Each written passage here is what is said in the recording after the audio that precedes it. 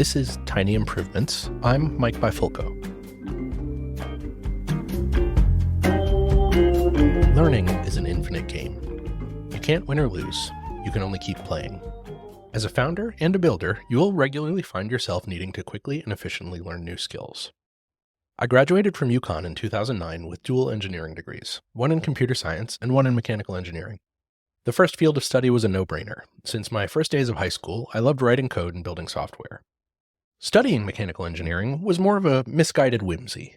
My dad had a long career as a mechanical engineer, and thanks to him, I developed a love for classic American cars. I studied mechanical engineering, thinking I might want to get a job in the automotive industry. Fast forward 14 years, my God, and I've never worked a day as a mechanical engineer, until last week. At Craftwork, we recently signed on to do a project that has us painting the same type of door many, many times. The doors are made of metal, and we'll be painting them with a spray gun. However, we can't get paint on the latch mechanism, so we need to mask it off. We could do this by hand, but it would take a very long time. We have hundreds of these doors to paint, maybe thousands, each with the same latch mechanism that needs to be masked off and then unmasked after painting. Enter 3D printing. It's the perfect tool for this job. We can design a simple mask in CAD and then print it out. We can print as many as we need and adjust the design as needed. The only problem? It's been 14 years since I've done any 3D modeling, and I've never done any 3D printing. So in the span of about 10 days, I went from knowing nothing about 3D printing to having a working prototype of a mask that we can use to paint these doors. I quickly researched a number of critical topics, including which 3D printer to buy, the latest in 3D modeling software, how to design for 3D printing, and the difference between various 3D printing materials, all while working on a number of other projects, and in addition to the complexity of the actual problem we're trying to solve, painting these doors. That's not to say that I'm a particularly gifted engineer or a brilliant 3D printist. Instead, I think the important nugget here is something that I've learned over the years. Learning is a skill, and as a founder, you need to be good at it. Here are some tips that I've picked up over the years that have helped me learn new skills quickly and efficiently. Number 1, learn from the best resources you have access to. You don't need to reinvent the wheel. There are people out there who have already done what you're trying to do, and they've probably written about it. When I was learning about 3D printing, I found a number of great resources that helped me get up to speed quickly.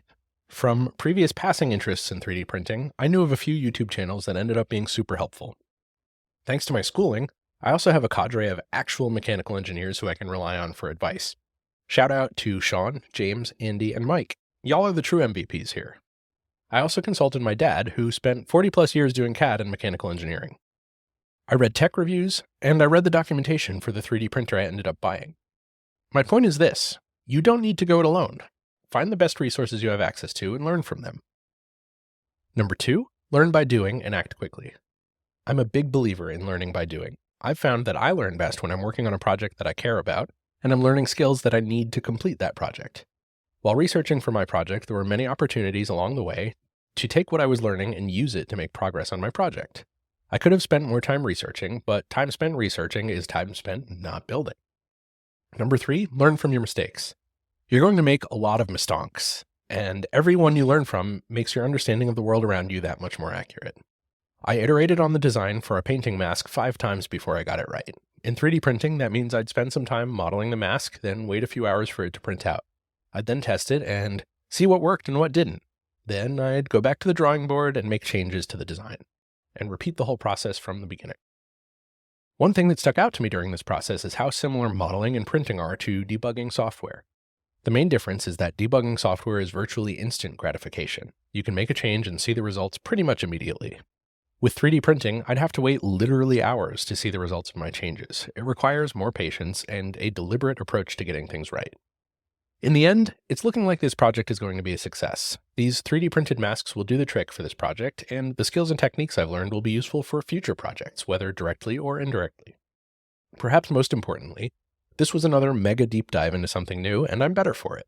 I'm also deeply grateful to my wife, who saw me disappear into my office for hours at a time and put up with me staring into the middle distance as I thought through the next steps in the process.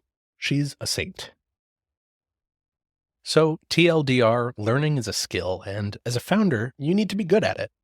Part of building something new is taking decisive action quickly and learning quickly from experts in the field. Take what you learn, turn it into applied science, and iterate quickly. You'll be amazed at what you can accomplish.